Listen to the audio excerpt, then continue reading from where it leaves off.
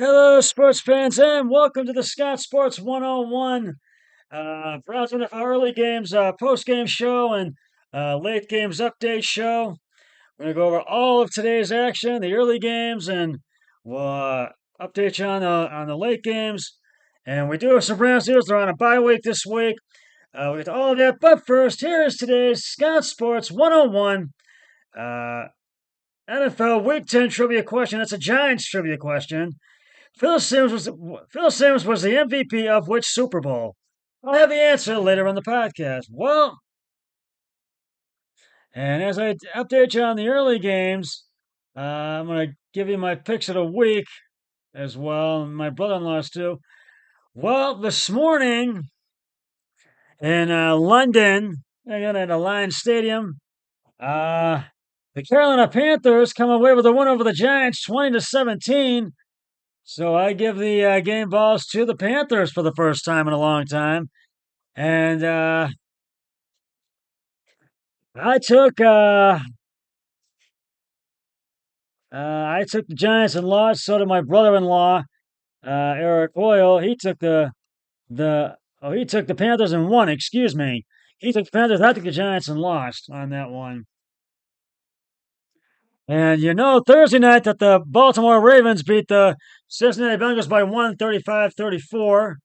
And I gave the game balls to the Ravens for that one. And Lamar Jackson for 4 touchdowns in that game. The New England Patriots just all over held the Chicago Bears to just one field goal with a 19-3 win uh, over the Chicago Bears today. I'm proud of you guys for just hanging with it. And Leo, I'll treat you to achievement. And I took the Bears. I lost. My brother-in-law took the Patriots. He won on that one. 7-9 games. The Buffalo Bills. This football team has been living on. And I give the game balls to Jacoby Brissett and the Patriots. The Buffalo Bills beat the Indianapolis Colts 30-20 today. And Lucas Oil Team in Indianapolis, Indiana. I took Buffalo. I won on that one, and my brother-in-law took the Colts and lost. And he took the Bengals and lost on the Thursday night game. I took the Baltimore Ravens and won, just to let you know. They would be the leanest hamburgers possible. The Minnesota Vikings, and I got to give the game balls to the Buffalo Bills, to Josh Allen, and takes off. And you're going to see him finish this drive. It goes 84 yards with a 14-yard kill here in Dallas, Scotland. To Josh Allen, I think it's right now at halftime, James Cook right there. And Mac Hollins. They get the game balls for that game. Yeah, and I like to overcome the turnovers, right? Have the interception. Buffalo goes 6-2. Indianapolis falls to 4-6. Holds them to 3. The Eagles playing a complete football game right now. I think that continues in the second. The Kansas City Chiefs beat the Denver Broncos by. Before that, I took Buffalo and won, and I took I think the Colts and lost before that. We'll get to KC and Denver in a minute. The Minnesota Vikings beat the Jacksonville Jaguars in a low-scoring affair, 12-7 today in Jacksonville at Everbank Stadium in Jacksonville. I give it to Sam Darnold and Justin Jefferson, the game balls. And now I'm laughing. And don't miss Country Music's breakout star, the Grammy-nominated artist Shaposi, as he takes center stage for the Thanksgiving halftime show, powered by and Easton right here. Say it again. And just found out the Bears and Lions will be playing on November 28th, Thanksgiving Day. That's going to be one of the Thanksgiving Day matchups. I just wanted to throw that out at you to let you know. And I took Minnesota and I won. My brother-in-law also took the Vikings and he won. Now the Kansas City Chiefs beat the Denver Broncos by 2 today at Arrowhead Stadium, 16-14. And I give the game balls to Patrick Mahomes, Kareem Hunt, and Travis Kelce. They get the game balls. But it was a very low-scoring game. It was low-scoring, but Uh, and it was about just it was imaginable in every way. The Chiefs have won just about in every way imaginable during this perfect. They're 9-0 now, and Denver falls to 5-5. So that was just not a good day. The Broncos have to regroup. Uh, one of today's we got there were three big upsets today. Actually, two big upsets. Excuse me. The other two upsets we have already have one I mentioned, which is the Giants and the Panthers. The Panthers won that one. The New Orleans Saints upset the Atlanta Falcons on there on at Caesars Superdome in New Orleans, 20-17 today. And so I give the Derek Carr, Alvin Kamara, and Marquez Valdez Scantling the game balls.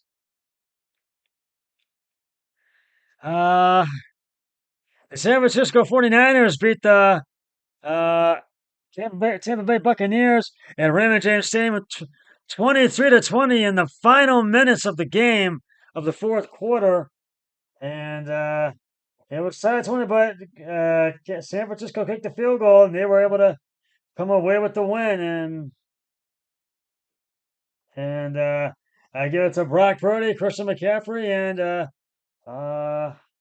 rookie Parasol, the game balls. And rounding out the late games, another upset.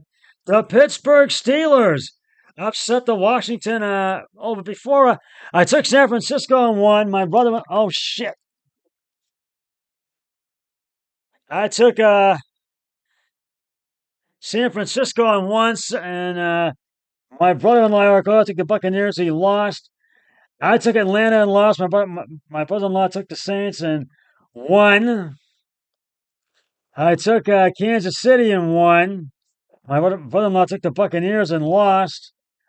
So and now the Pittsburgh Steelers beat the Washington Commanders at Northwest Stadium in Maryland, 28-27. They scored a touchdown. The Steelers scored a touchdown in the final 2 minutes of the fourth quarter. So I give the game balls to the Steelers.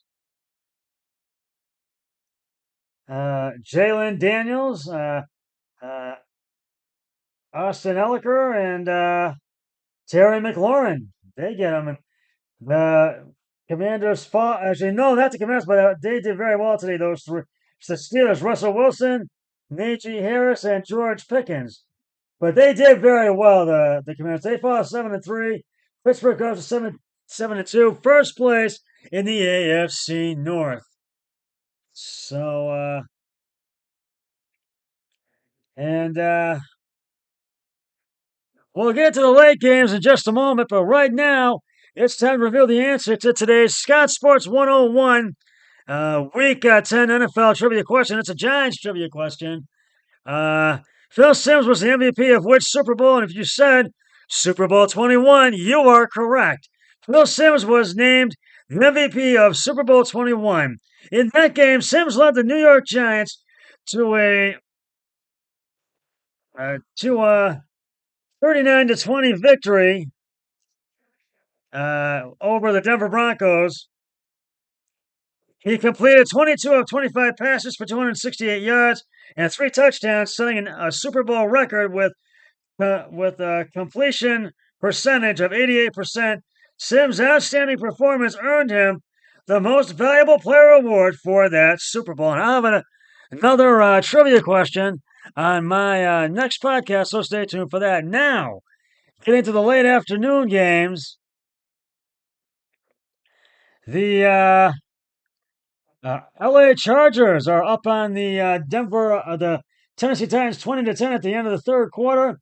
It's the 4th and 16 at the Tennessee 38, and the Titans will have the ball to begin the fourth quarter. And The Arizona Cardinals are all over the New York Jets at SoFi Stadium in Inglewood, no, at State Farm Stadium in Glendale, Arizona. Excuse me. They're all over the Jets, 24-6. The Arizona Cardinals, and it's a 3rd and 10 at the Jets 30. The Jets have the ball. 14-15 left to go in the third. It's just getting underway. At halftime, the Philadelphia Eagles are up by 8 points on Dallas, 14-6. And the second half of that game should get underway very shortly. Tonight on Sunday Night Football, the Detroit Lions are at Energy Stadium to take on the Texans, and Monday Night Football tomorrow night, and it will be the Miami Dolphins at SoFi Stadium in Inglewood to take on the LA Rams. Well, it's week 10 of the NFL regular season, and the Browns are on a bye week, on a much-needed bye week.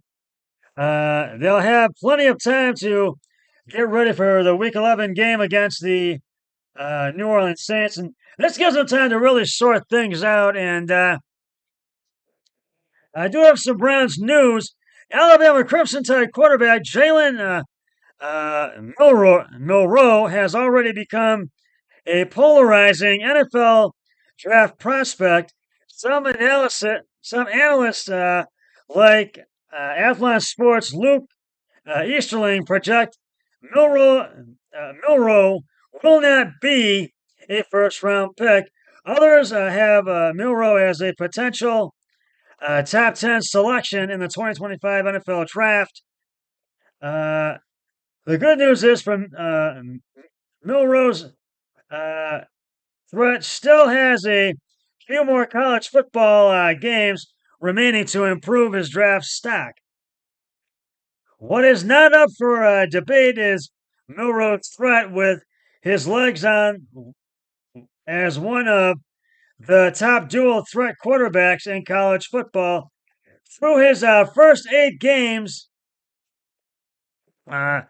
this season, Milroe has 380 yards, rushing yards, and 12 touchdowns. CBS Sports' Chris Trapasso is on the bullish side when it comes to Milroe's NFL projections. Excuse me. The analyst has the Cleveland Browns selecting Milroe with the number 5 pick in his latest mock draft. Who knows what the Browns will do in 2025 with Deshaun Watson? But even if ownership wants its uber expensive quarterback on the field next season, he will be coming off a torn Achilles, which can sometimes be a 12-month injury. Trapasso wrote on Wednesday. Here, Cleveland essentially stashes the high upside Milroe on the roster. Watson's popularity in Cleveland is high. The Browns took a chance on him despite some of the outfield woes by signing the quarterback to a fully guaranteed 5-year, $230 million contract. The deal runs through 2026, but it would be a surprise if the Browns did not explore alternative options given Watson's recent Achilles injury. So I'll keep you updated on this developing story, but I think Milroe might be the fit for the Browns or the quarterback from LSU because they need a quarterback that can produce, and they need one that's going to be a franchise quarterback to get this team where they want it to go. So, and I forgot to mention one pick. I took the Commanders and lost, and so did my brother-in-law Eric Hoyle. And right now he is 4-5, and I am 5-4 right now. So, depending on the outcome of the 3 late games. Well, that's just about going to wrap it up for the Scout Sports 101 Browns NFL early games post-game show, late games update show. I'll be back with the late games, post game show, and the Sunday Night Football pregame show once the game between all the late games have concluded. But until then, always remember, be a team player each and every day in every way possible. So long, everybody. 3, 2, 1. I'm done.